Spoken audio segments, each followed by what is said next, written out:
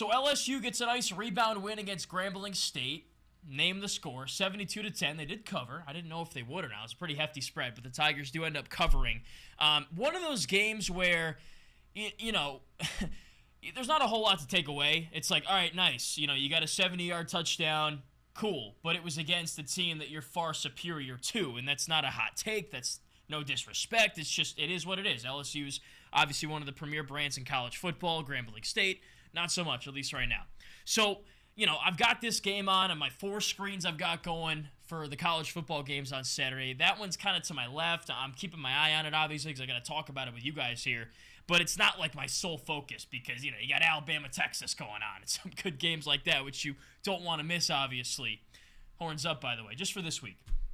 Anyways, you know, you expect a blowout. You know it's going to be a blowout. Even if it's close to the beginning, you know LSU's going to take off and run away with it at some point. But, you know, I found myself looking this way, Alabama, Texas, LSU, Grambling State to my left, going like every once in a while because Grambling State moved the football on LSU in the first quarter. Like, this was still a game after 15 minutes of play. LSU made easy work, couple easy touchdowns. You know, they got a nice lead early on.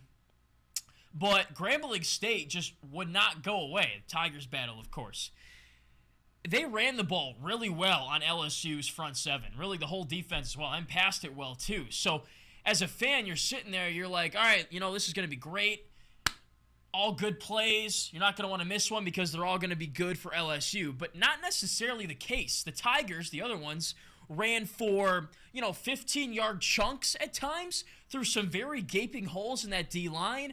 There were one-on-one balls down the sideline that were caught against these corners, one for a touchdown. The same things you saw happen against Florida State, much different than Grambling State, happened again against this team that's not even in the FBS, not in the Power 5, all of that stuff. So it got me to thinking, why is this happening? Why is the starting defense getting gashed like this against an FSU and a Grambling State? And then I start to wonder, is it a personnel thing? Is somebody just not playing up to the level they need to be? I mean, the D-line was getting pushed around a little bit. Mason Smith was going this way. Mekhi Wingo was going that way. And the running back was going right through between the two, like Moses parting the Red Sea. But what I really think the problem is the linebacker unit. Of course, we had that whole Harold Perkins debacle week 1 where he's playing middle linebacker, and rather than focusing on winning the game, it seems like the staff was focused on boosting his draft stock as a linebacker, which if you want to win games, those two sometimes don't work well in tandem together. So in this game, they slot him back out to outside linebacker, where really he's stronger. So that was good. I mean, he absolutely blew a dude up on the first drive Grambling State had, like tabletopped him basically.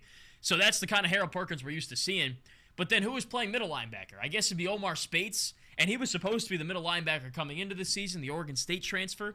And he was all right in the first game. He had 8 tackles. 3 of those were solo, and you'd like to have probably a few more solo tackles if you're a middle linebacker. In this game, he only had 1 tackle, and he must have gotten injured or something because he's questionable heading into this weekend's game against Mississippi State.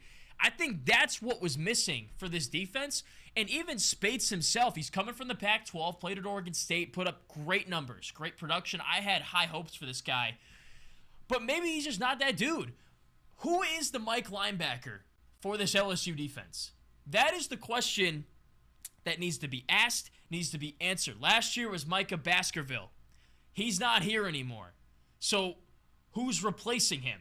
I guess, you know, we all just assumed it would be Harold Perkins. And you got to be careful with assumptions. You can't just make assumptions because more often than not, what you assume doesn't come to fruition. I think we all assumed that Perkins, after the great freshman season he had with, you know, all the pressure he put on the opposing quarterback's backfields, you know, he had 4 sacks in 1 game, that he was just going to somehow, some way, magically develop into a Brian Bosworth type middle linebacker in 1 year. That's not how it works. You got to log time, learn the position, get the reps. And that wasn't his role last year, though he did rack up a lot of tackles.